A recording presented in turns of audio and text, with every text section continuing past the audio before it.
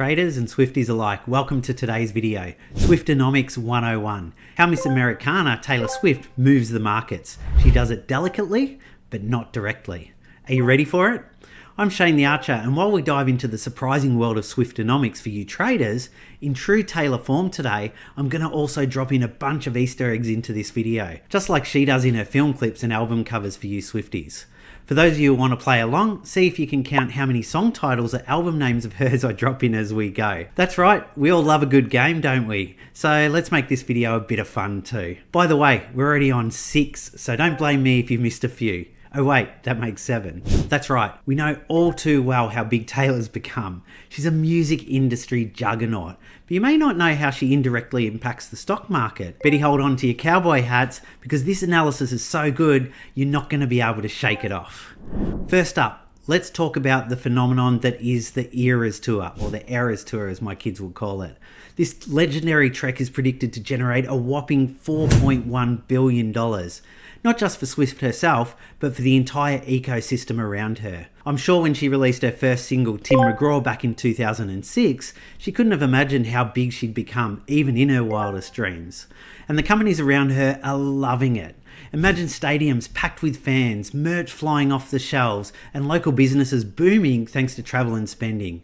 I'm sure there's no bad blood there. Even if you don't like her reputation or her music, you'll just have to tolerate it, because her fans are shouting "Long live Taylor Swift." So she's going to be around for a long time. So maybe jump on the gravy train and enjoy the ride with everyone else. This Eras Tour boom translates to positive impacts on a number of different areas in the market. So what type of stocks, you might be asking, will benefit from it? First up, there's Ticketmaster and Live Nation, who manage the ticket sales. Scoring tickets to her shows has been impossible for most, with ticket sales being red hot, boosting Ticketmaster and Live Nation's revenue along with it. And because ticket sales were going so well and so many people missed out, in about August last year, they announced they were making a concert film of the tour, which went on to kill it at the box office late last year. Then there's the merchandise companies. They love her style, and we can expect to see potential gains for manufacturers and retailers like Gildan and Target. After that comes the travel and hospitality industry. There's airlines, hotels, and tourism companies that see a surge in demand in whichever city that she plays in. Case in point, I'm flying interstate this weekend to see a sold-out show with 100,000 other enchanted fans in Melbourne. There's also streaming services. Platforms like Spotify or Apple Music benefit from the increased Taylor Swift streams as well. Now, on top of those companies that will directly benefit from her tour itself, there's also the brand collaborations and the investments. Swift isn't just a musician, she's a savvy businesswoman. Her collaborations with brands like Coca-Cola for Diet Coke and Estee Lauder inject excitement into their target demographics, potentially leading to increased brand awareness and sales. These partnerships expose Swift's massive fan base to new products. She's the one they want to be like, and they'll buy the product she endorses because of it. It could be anything from a cardigan to a cricket bat. If she likes it, they'll buy it. Although, can't really see Grey Nichols lining up for a big endorsement for their latest Willow anytime soon. There's also improved brand image, where associations with a beloved figure like Swift can boost brand perception and therefore sales, which can mean potential stock market increases. As we all know, positive brand sentiment is often reflected in the market. If you're a trader, you want to be the mastermind of your own fate. In order to do that, your goal is to be in stocks that are in favour with the market. Brand association is a huge part of that. You've got to just look at the love story between Nike and Michael Jordan to see how powerful a relationship with the right celebrity can be to a company. Hey, we all love a good celebrity brand team up, don't we? For me, it was the Nike Air Jordan 4s way back in 1989 when I was in grade 6. I could never keep them clean though, which would drive my parents nuts after dropping so much money on them. And then let's not forget about the most crucial factor in all of this, the Swifties. The dedicated fan base is a force to be reckoned with. Their collective buying power and social media influence can also impact the market.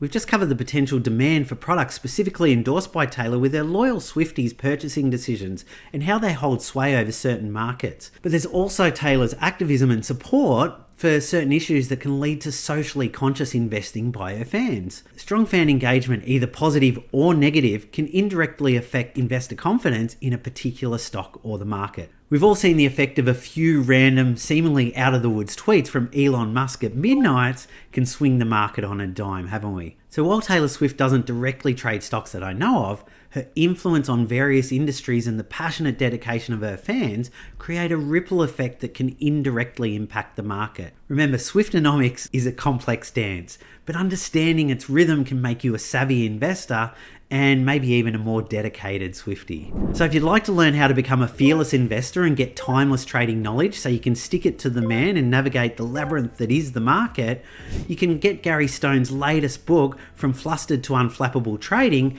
in the description below. And of course, before you run off and jump into your getaway car, don't forget to like and subscribe to get all the latest videos that come out. Okay, it's time to go. We're at the end game now. How many songs and albums did you get? Let me tell you, there's a fair few more than 22 in there. I'd love to see your answers in the comments below. Let me know how many songs and album covers you found. And remember that this video is for education purposes and entertainment purposes only. Hope it gave you some happiness today and shouldn't be taken as specific advice to buy, hold or sell any particular instrument in the market. And the past performance is not a true indication of future performance. Until next time, when I show you around the markets again, I wish you consistent, objective and peaceful investing. Bye for now.